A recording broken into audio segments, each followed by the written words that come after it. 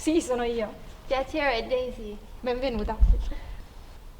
Lo sai che sei stata un'ottima guida? Senza di te mi sarei persa. Matilde ha un ottimo senso dell'orientamento. Sei stata proprio brava a portare Daisy da me. Vogliamo andare? Sì, iniziamo dalla chiesa? Va benissimo. Vieni.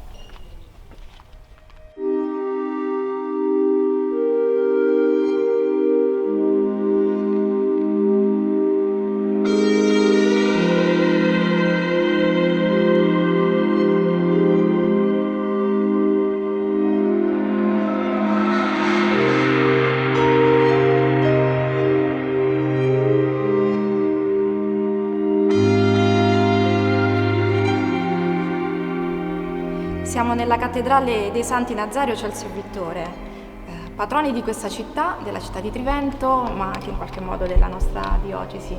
È una chiesa molto antica. Un'epigrafe che si trova all'ingresso della chiesa ci indica l'anno di consacrazione. Era il 1076, quasi 1000 anni fa.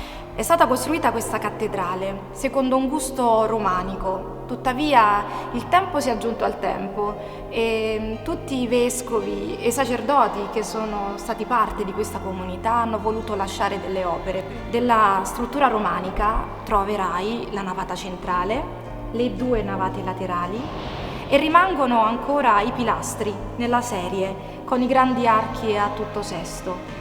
Più o meno 100 anni fa, nel 1905, hanno deciso di costruire questa grande cupola e hanno realizzato una bellissima opera architettonica che ancora oggi caratterizza la nostra cattedrale. Proprio per questa operazione in realtà si è dovuto in qualche modo controllare il pavimento e di lì piano piano hanno riscoperto un luogo caro a tutti i triventini, la cripta di San Casto. Se vuoi adesso lo andiamo a scoprire. Sure, yes.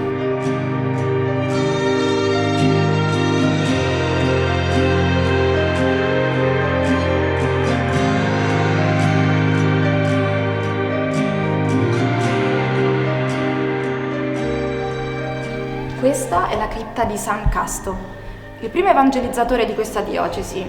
Siccome qui vi era un municipio romano, giunge Casto a portare la nuova fede.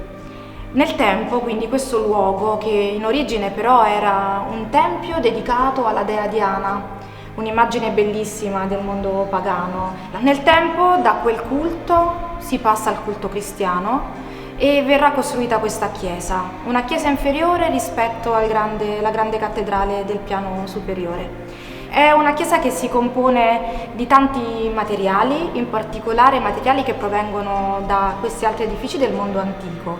Ad esempio, questa colonna o quest'altra, che sono a base quadrangolare, dovevano essere le gradinate del Tempio romano, quindi erano poste in orizzontale, mentre oggi sono state elevate a pilastri di queste arcate che caratterizzano appunto questa chiesa. Invece questo capitello ovviamente non è un capitello medievale, ma anche esso appartiene a un edificio probabilmente di epoca ellenistica, ma in realtà è il periodo in cui i Sanniti vivono il loro tempo insieme ai Romani, quindi siamo più o meno tra III secolo e II secolo a.C.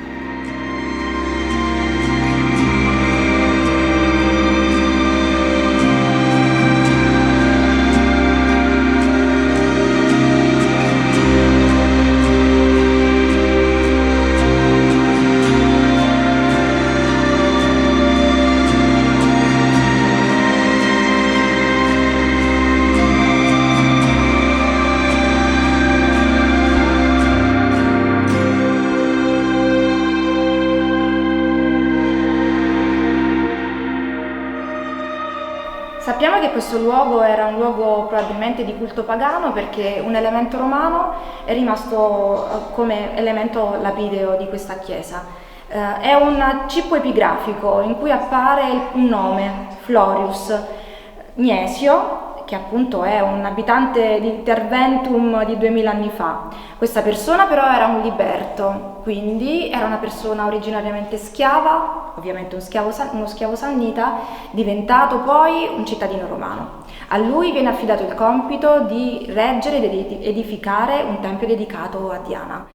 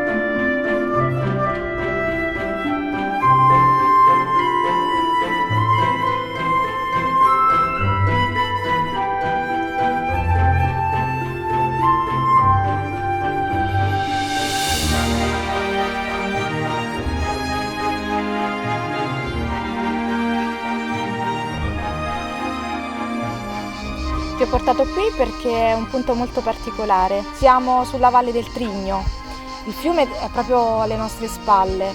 Oggi esiste un confine amministrativo tra Abruzzo e Molise, ma in realtà ogni mattina noi guardiamo all'altra terra, che è una terra fraterna perché l'Abruzzo è stata anche parte della nostra storia.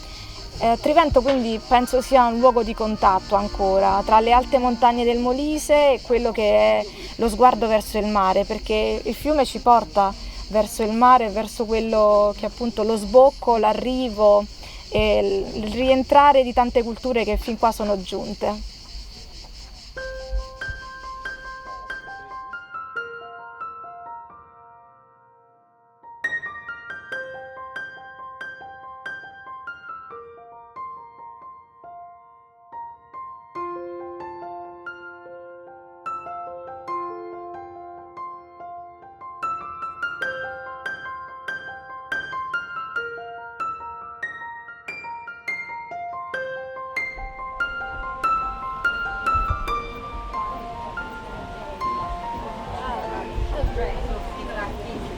Sì. Michela, Ciao. ho fatto un giro ed è tutto meraviglioso, wonderful, e ci tenevo soprattutto perché so che the yarn bombing è nato nel mio paese, in Sì, in Texas, Texas, sì. e non infatti. potevo mancare. Infatti sì, abbiamo organizzato questo evento nella forma dello yard bombing con un'esposizione di 70 opere provenienti da tutte le parti del mondo. Abbiamo qui anche delle artiste straniere con le loro opere. L'associazione Un Filo che Unisce ha pensato quest'anno come evento estivo di essere presente con un numero elevato di artisti. Quindi un'esposizione di opere lungo tutta la scalinata fino ad arrivare al centro storico che colorano un po' gli spazi urbani nell'intento quindi di decorare in una maniera che è rimovibile Trivento e il centro storico. Ti volevo presentare Lucia Santorelli, che è stata l'ideatrice dell'associazione Un Filo che Unisce. Lucia, Ciao. Desi. Piacere. Come stai? Bene, bene. Qualche tempo fa, quasi 2 anni fa, no?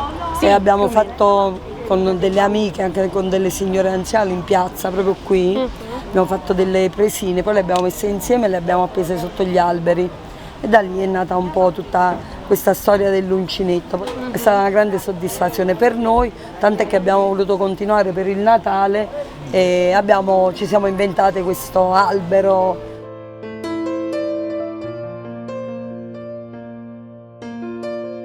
Abbiamo questo progetto, Un Filo che Unisce da Trivento a, e ogni città ha raccolto questa sfida e sono venuti a portarci dei doni che noi abbiamo venduto qui in modo tale da poter fare un po' di beneficenza all'ospedale Bambin Gesù di Roma.